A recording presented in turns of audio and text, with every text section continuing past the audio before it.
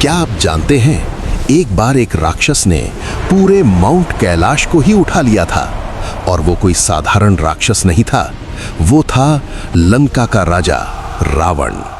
लेकिन जब भगवान शिव को ये पता चला तो उन्होंने ऐसा किया जिससे रावण हमेशा के लिए बदल गया।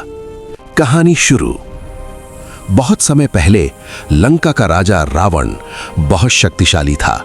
वो विद्वान था, महान योद्धा था और बहुत बड़ा शिव भक्त भी था। रावण हर दिन भगवान शिव की पूजा करता था। वो चाहता था कि शिव जी उसे अमर होने का वरदान दे दें। इसलिए उसने निर्णय लिया कि वो भगवान शिव को प्रसन्न करेगा। रावण हिमालय की ओर चला गया, जहां स्थित था माउंट कैलाश, जो भगवान शिव का निवास स्थान था।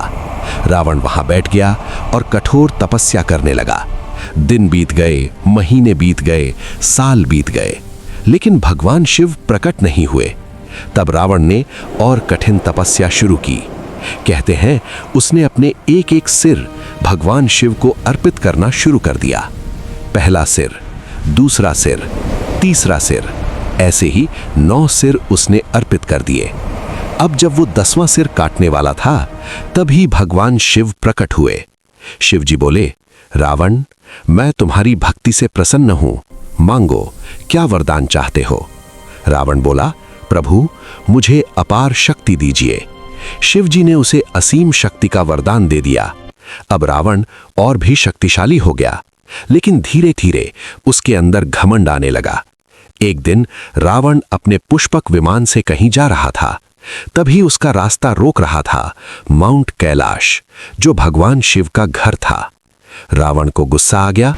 उसने कहा, ये पर्वत मेरे रास्ते में क्यों है? मैं इसे हटा देता हूं। रावण ने पूरे पर्वत को उठाने की कोशिश की और अपनी भुजाओं से कैलाश पर्वत को उठा लिया। ये देखकर देवी पार्वती डर गईं, लेकिन भगवान शिव बस मुस्कुरा रहे थे। फिर शिव जी ने बस अपने पैर का अंगूठा पर्वत पर दबा दिया और अचानक पूरा पर्वत रावण के हाथों पर आ गिरा। रावण पर्वत के नीचे फंस गया। वो दर्द से चिल्लाने लगा।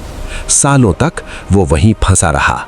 तब उसे समझ आया कि उसने बहुत बड़ा अहंकार किया है। रावण ने भगवान शिव की स्तुति करनी शुरू की। वहीं बैठकर उसने एक महान स्तोत्र गाया, शिव तांडव स्तोत्रम। उसकी भक्ति देखकर भगवान शिव प्रसन्न हो गए। उन्होंने पर्वत को हटा दिया और रावण को मुक्त कर दिया। शिव जी बोले, रावण, शक्ति के साथ विनम्रता भी जरूरी है। उस दिन से रावण ने भगवान शिव को अपना सबसे बड़ा गुरु मान लिया। Story summary.